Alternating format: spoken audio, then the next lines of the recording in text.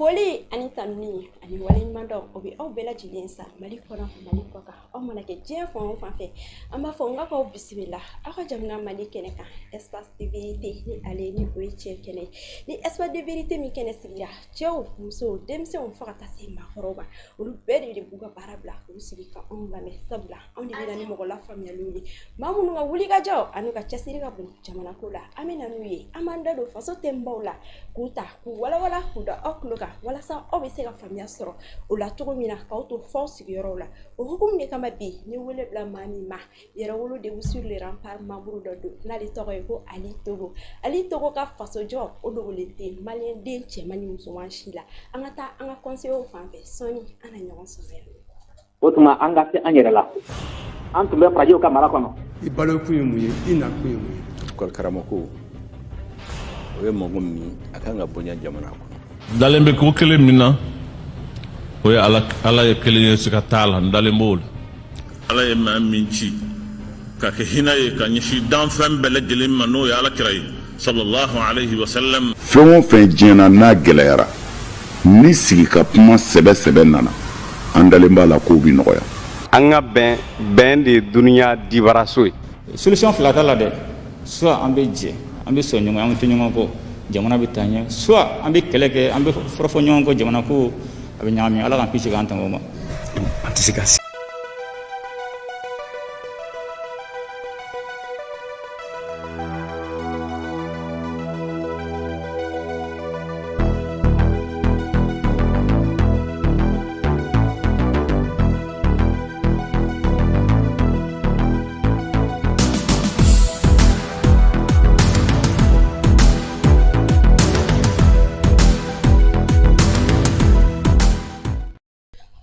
espace de vérité aw ka jamkan man di bi thème saba de bɛ anw bolo ka kɛ ni mercredi ye 20 juillet 2023 ni ne ni Ali Togo bɛna jɛ ka masala o thème saba kan o fɔlɔ o de bɛ tali kɛ an ka président de la transition n'o ye son excellence colonel Assimi Goïta ale kan ka taa bɔ Rusilakaw fɛ n'a a taara Russie la a tali nafa jumɛn de bɛ an ka jamana kan Ali Togo bɛna a hakilina di a ka voyage in na thème filanan o de bɛ tali kɛ an ka premier ministre ka discours kan n'o ye Dr Choguel Kokala Mayiga ni discours min kɛra polémique ba ye an ka réseaux sociaux kan Ali Togo bɛna a hakilina di o fɛnɛ la fo ka taa se an de y'a laɲini ko MINUSMA mɔgɔw ka taa ala y'u ka taali latigɛ mais ni MINUSMA mɔgɔw taara an kan ka mesure jumɛn de ta walasa u bɛ se ka nɔrɔ labila cogo min na an bɛna baro kɛ o de kan an b'a ɲini aw fɛ aw ka émission in aw ka aimer aw ka commenter aw ka partager commentaire la a ye kɛriw bila a y'an dusukun wuli kosɛbɛ walasa fanga bɛ se ka di émission ma cogo min na a y'aw bisimila Ali i ni ɲankuma nba ni ɲankuma Anita folikan jumɛn b'i bolo Anita folikan fɔlɔ o bɛ adressé yɛrɛ la k'e Anita fo nani ka technicien Mandara fo et puis Gandhi malien ka Gandhi fo pour son engagement, son dévouement. Aka faso kanu mun b'a la depuis nin ko in daminɛ fo ka se bi ma ka jɔ jamana la fasali kokɔrɔ donc n bɛ Gandhi malien fo a ka jamana kanu ni a ka fasoden ɲumanya la an bɛ interpellé no ko baara in kɛ jamana kɔnɔ donc comme y'a fɔ cogoya min na ne ye Ali Togo ye n ye commune quartier coordinateur ye au nom du mouvement Yɛrɛwolo debout sur les remparts donc ni folikan kɔnɔna la an bɛ l'imperturbable le colonel libérateur Assimi Goïta fo ses 4 autres colonels et puis le gouvernement et le peuple souverain d'Afrique le Mali ka u bɛɛ lajɛlen fo ka fasoden ɲumanya la ka cɛsiri la ka presse Yɛrɛwolo dans son ensemble k'olu bɛɛ lajɛlen fo merci beaucoup Anita merci beaucoup Ali nin b'a to an bɛ don an ka jamana kɔnɔna la an ka premier thème Ali comme n tun y'a fɔ cogo min na an ka président de la transition n'o ye son excellence colonel Assimi Goïta ale kan ka taa bɔ Rusilakaw fɛ yen nɔ yala a ka tagali nafa jumɛn de b'a la ka ɲɛsin Mali ma d'abord Anita ani ni déplacement sanuma min bɛna kɛ an ka colonel libérateur fɛ Assimi Goïta a bɛ fɛn caman ko fɔ a fɔlɔ ye mun ye a bɛ tɛgɛdi ɲɔgɔn ma ko fɔ danaya kɔnɔ a bɛ reconnaissance ko fɔ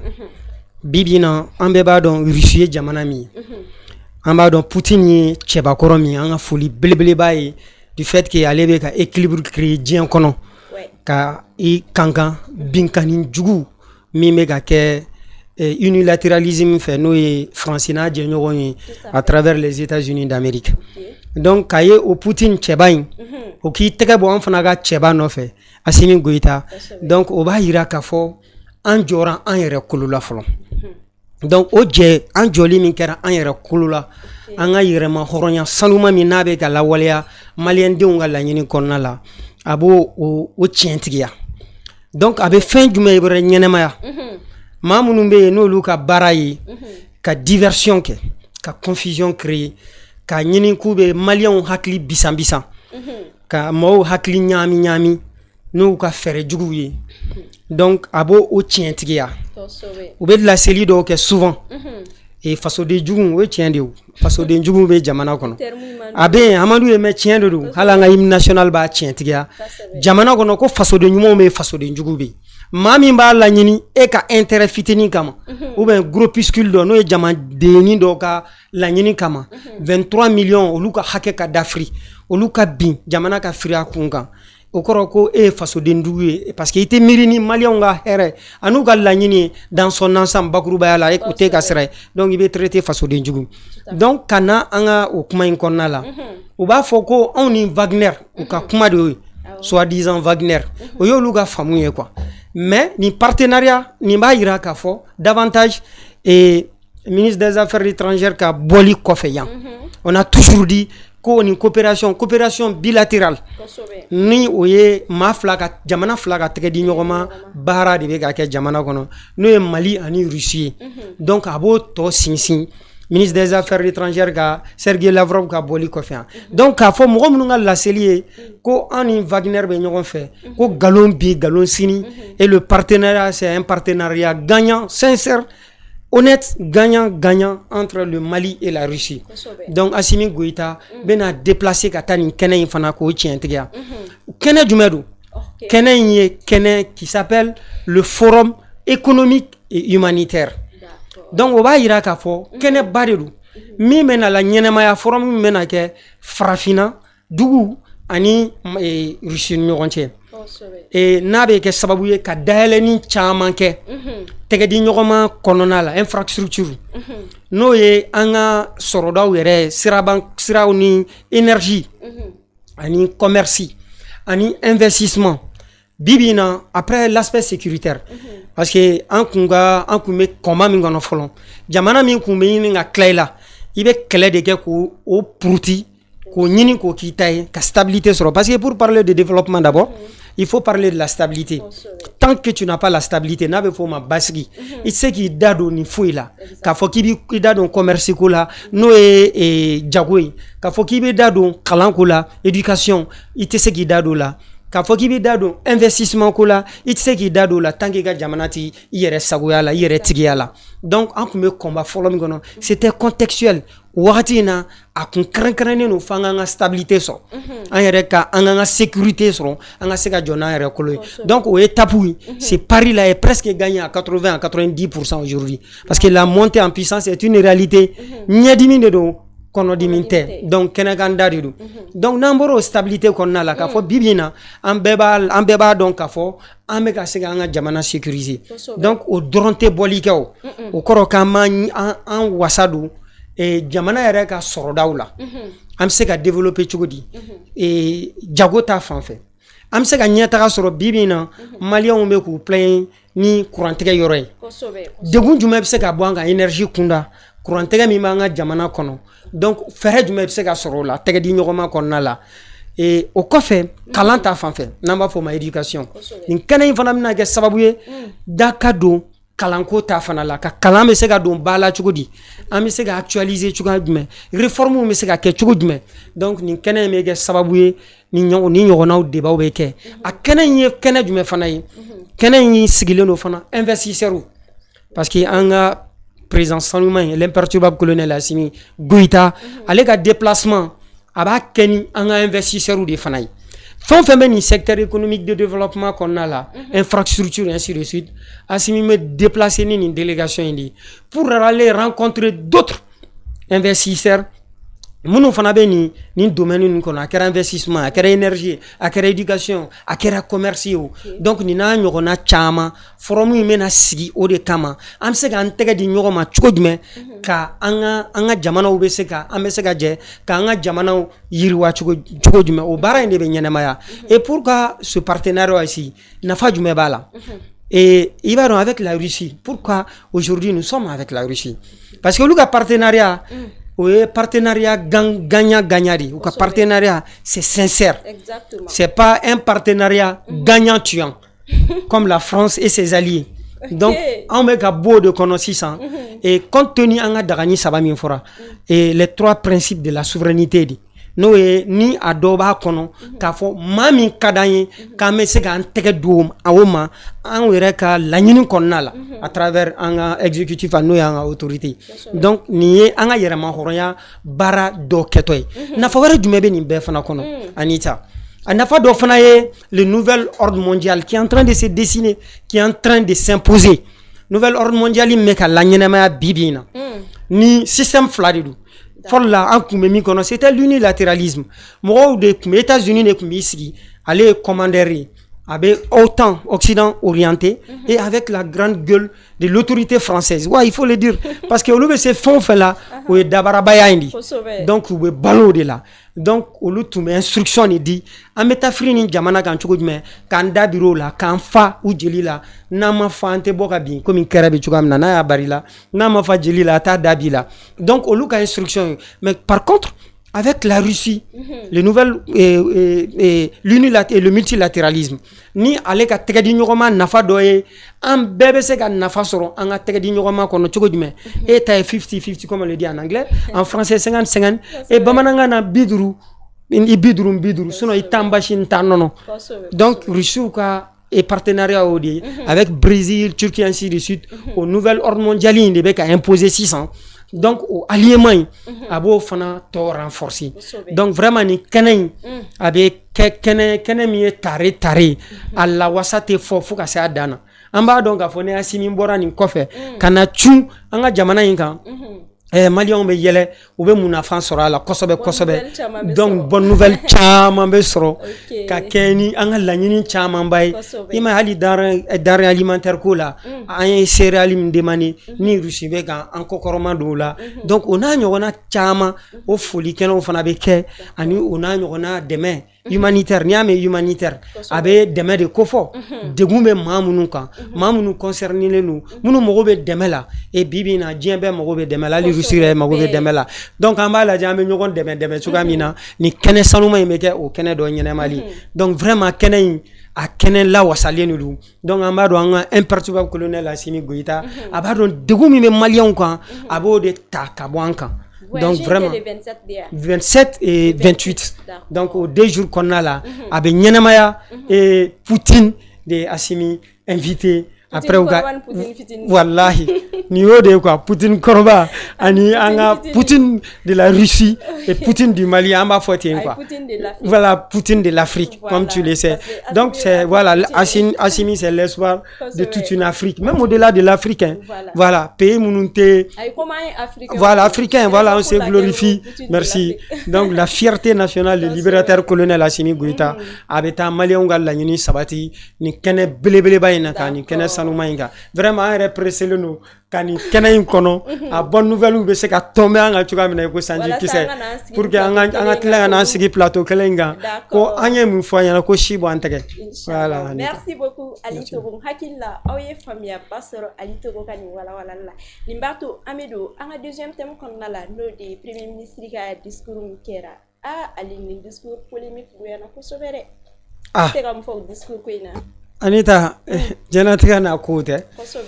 Et Beni aka famunu. Et de toute façon, anyugu ana nyaga achara. Et donc nebe sega mi fo discourina. D'abord PM va être interpellé en principe parce que c'est lui le premier responsable du gouvernement. Donc Malien est danaya da Assimi Goïta kan. Assimi danaya da Shogel Kokala Maïga kan. Ko faso jama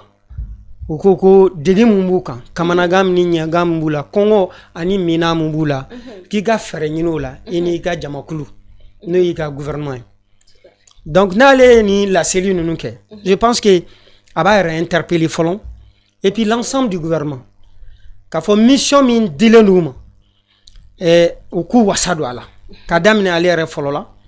ka se a tɔw bɛɛ lajɛlen ma degun min b'an kan o de kama an ka danaya b'u kan an b'u kɔ an ka kɔngɔ an'an ka minɛn an'an ka sɛgɛn jeunes diplômés que nous sommes Anita an yɛrɛ bɛ ka ko caman kun an y'a jɔyɔrɔ sɔrɔ o an m'a sɔrɔ o an ka jamana lafasali an ma wajibi di donc an yɛrɛ b'an débrouiller cogo la n'an ka degun bɛɛ lajɛlen donc n'an sɔnna k'o kɛ k'a fɔ olu b'a cɛsiri kɔnɔna la a cɛmana la donc an b'olu de ɲininka sa u k'u wasa don degun min b'anw na u ka fɛrɛ sɔrɔ o degun bɛ se ka wuli ka bɔ an kan cogoya min na donc ne hakili la o baara in kan ka la ɲɛnamaya olu yɛrɛ de fɛ donc d'abord u b'u yɛrɛ interpeller donc u ka interpellation kɔnɔna la bɛɛ k'i wasa don a ka ci la ne kɔni b'o o de ye nin discours in kɔnɔ degun min bɛ maliyɛnw kan komi ale yɛrɛ y'a faamu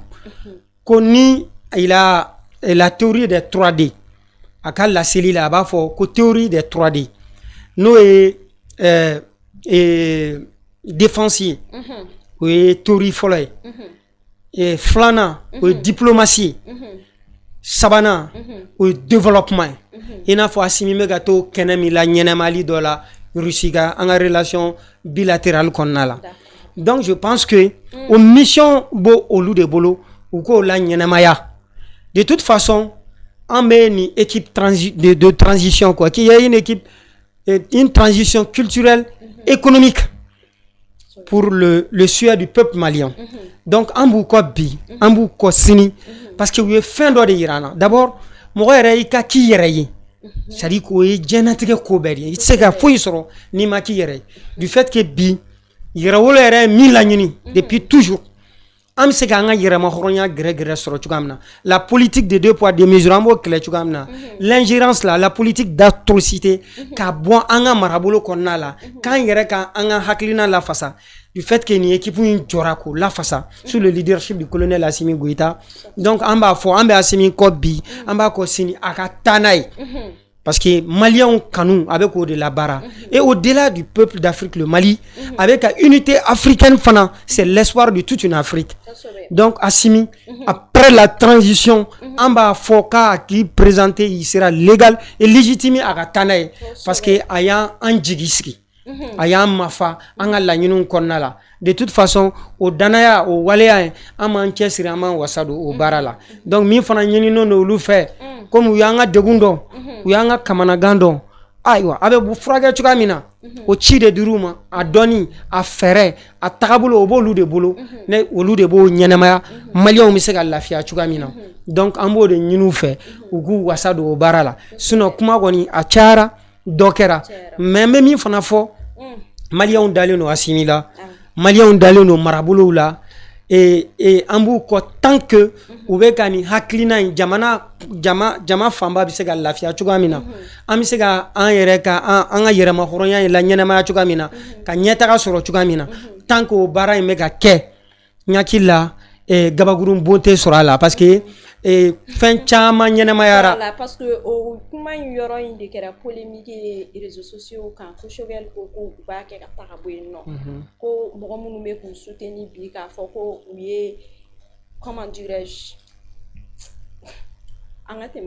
voilà d'accord maintenant c'est ça quoi en réalité donc au kuma in de don a y'a fɔ i b'a ye jamana kɔnɔdenw b'a laɲini k'a fɔ an b'i kɔ k'u bɛ tila ka n'a fɔ ko bon n'i ma nin ko in fana ɲɛnabɔ an sɛgɛnna bɔ i ka taa ka bɔ yen n'a hakili la bon taa ka bɔ yɔrɔ bɛ sɔrɔ yen de ni jamana kɔnɔdenw bɛ ka min ɲini fɛ n'i tɛ k'o lawaleya mais n'i bɛ k'o lawaleya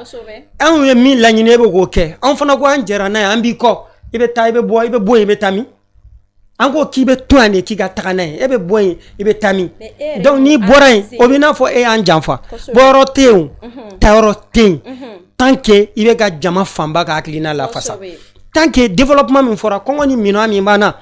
tant qu'il be ko barake et d'autant plus qu'aller yɛrɛ fana y'a fɔ a ka laseli la kuma tiɲɛ min ye ni tayɔrɔ tɛ yen bilen abandon tɛ yen bilen o ye min ye sur les 3 et la théorie des 3D là déjà on a atteint les DD allez au fort défense et puis diplomatie donc sabala il va y a pari flagé donc on va ira k'a fɔ on est sur une bonne voie et une équipe qui gagne il be bon il be tami donc nous kera ce serait vraiment an b'a fɔ ko de la jama fanba anw de bɛ jan anw de janfaro la sinon tayɔrɔ t'u la an b'a fɔ k'an b'u kɔkɔrɔ u ka taa n'a ye parce que an ka kɔngɔ n'an ka minɔgɔ an dalen b'a la u b'a furakɛ u kunnanko don wa u bɛ k'a furakɛ donc an b'u kɔ bi an b'u kɔ sini ko tayɔrɔ tɛ yen u k'u wasa don ka maliyɛnw ka kamanagan n'u ka degun ta ka bɔ an kan parce que ni an talen de ye quoi an tɛna segin an kɔ bilen dɛ. Ni maa min b'i wasa don a la i b'i wasa don a la sinon bateau wulila ni bateau nu wulila non a bɛ ɲɛ de wa a bɛ ɲɛ wa a bɛ ɲɛ de a bɛ ɲɛ o parce que jamana kɔnɔdenw y'a faamu marabolow y'a faamu an dalen d'u la an b'u kɔ donc vraiment an b'a fɔ k'u ka taa n'a ye de quoi et maliyɛnw b'u kɔ diaspora maliyɛn b'u kɔ olu tɛ sɛgɛn u tɛ ɲina diaspora min bɛ fɔ kuma bɛɛ u b'a sɛgɛn na ɲani na an b'olu fo kosɛbɛ Bamakɔ yan kɛrɛnkɛrɛnnenya segukaw fana b'u wasa u wasa donnen bɛ duwawu la toro an bɛ Sego fo Sego min bɛ Segu ye an b'a fo ale fana wasa donnen don jamana duwawu la duwawu jɔyɔrɔba de bɛ jamana ka hɛrɛ la jamana ka ɲɛtaga la donc an bɛɛ b'u kɔ maliyɛn sanumaw bɛɛ lajɛlen b'u kɔ dans son ensemble majoritairement u bɛ bɔ yen u bɛ taa min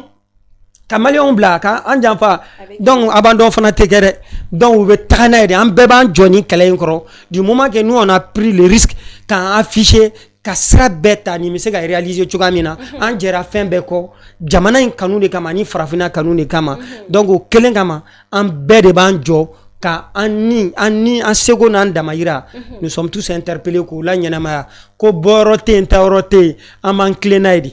donc ne b'o de fɔ nin discours in kɔfɛ an b'an jɔ wa an b'a lafasa wa an dalen bɛ colonel Asimi Goyita la k'a fɔ maliyɛnw ka laɲini ye min ye kɔngɔ ni minan min fɔlen filɛ d'ailleurs a bɛna to kɛnɛ in de waleya Russie donc o baara in n'a nan'o la an ka kɔngɔ an ka minan a bɛ ban wa san bi joli ko fana o tɛ se ka dalajɛ tile kelen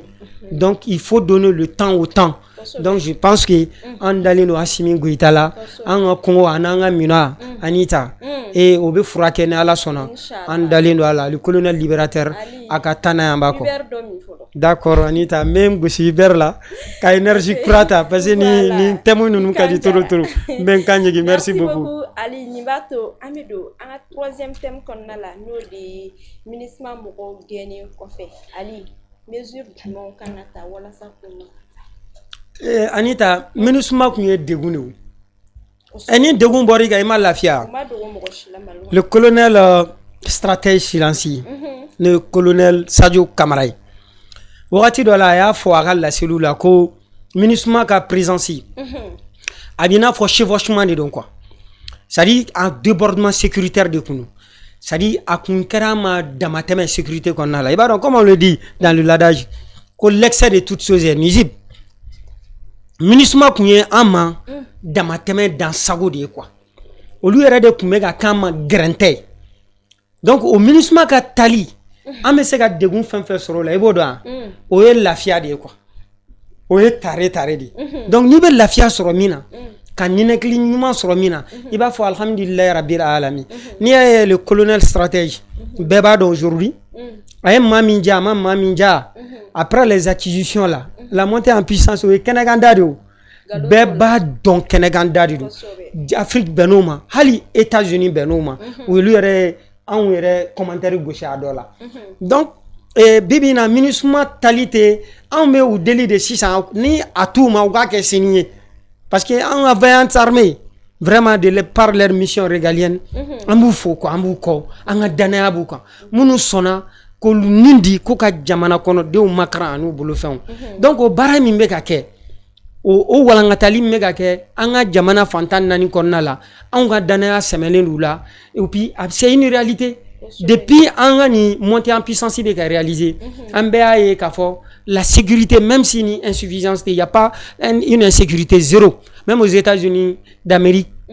il b'a sɔrɔ insécurité zéro tɛ yen et puis i b'a ye k'a fɔ fɛn man jugu fɛn min ni banditisme o bɛ diɲɛ fan bɛɛ an ka nin min bɛ yen souvent on appelle ça l'asymétrie, où l'ennemi n'est pas visible. Souvent c'est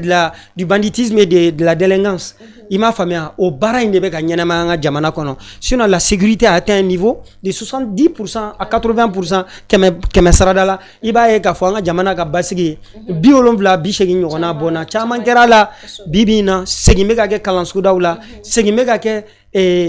Jagoke Yorola. Sugubeka Jo. Donc Nyataka Beka la Nyanama. Donc Kamanagami Tumanga Oe Mao Kunteka Sega Sigi Uga Togodaula. Kumate kata kalanso la kumate kata jago kero la donc nini segin ko en bebe ga sega nyesro ama foko alhamdulillah rabbil alamin donc minisma ga takali an yɛrɛ presen bedi u ka ta u ka kusunu ka kasata ka bɔ an ka jamana kɔnɔ d'abord o fana kɔfɛ déjà i b'a dɔn ni équipe gouvernementale Assimi Goïta et militaires qu'ils sont et les quatre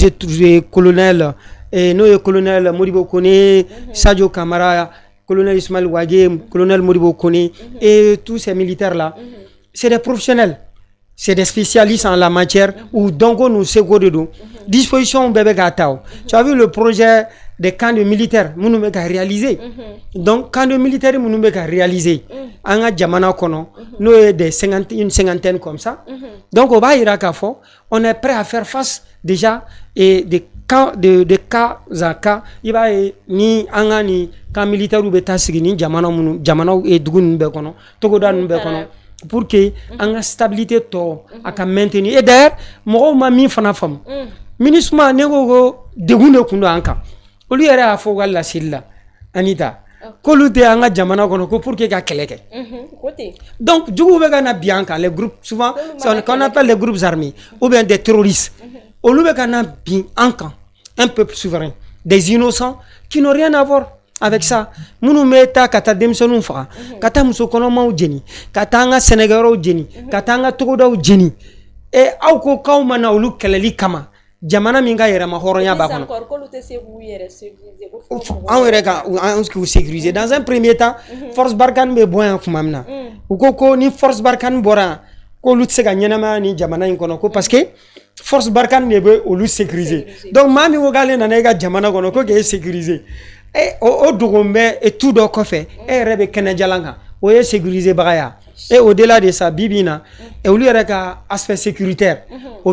femmes de boulot les vaillantes femmes au bang armée de boulot donc déjà il va y avoir lui en mode de goûter matin ou en sécurisé donc nous ou tiens et faire comment faut missuer temko anu ku balader j'aime balader anga jamana kono ka ujanya ko ke ango ante an sebe gorote an reba an wasado ni ko nunu na et puis anga nyeta na anga here u kata an reba an wasado ala donc moga famuga fo ministre de par leur mission oye tient de quoi c'est pour le maintien de la stabilité de la paix la stabilité et la paix donc au lieu de en ko ka keleke ka en la défense ou que donc moi minga chitoy 100 ans et puis est-ce que tu as compris voilà. La politique de 2 poids 2 mesures Anita ou be faux rapport bon tout récemment Amoura c'est pour incriminer oye ka nyini ga dankari anga jamana nyema saluma ne le colonel libérateur ces pays là donc ka dankari anga jamana là alors que l'armée malienne qui a pour mission de protéger les personnes et leurs biens. Koka manifu ni makran anu bolofin. Donc ni jugula kaw e jatiga wale tigila mogo nana bi anga jamana kono de sanuma ka dankari ulu ninu ka hakela. Et nous ga mission régalienne mie ka nunu ni makran. No lu taro défense là abolu interpeller kube ka tabi innocent quoi. Et quel type d'innocent? Innocent nous armés nous alors qu'ils n'ont pas droit aux armes. Et tes militaires, et tes porteurs, et tes nifanchi, qu'on a bien mon gars maramafena Anita. Et né, ou bien civil, ah mais mon ni maramafena ni ma autorisé.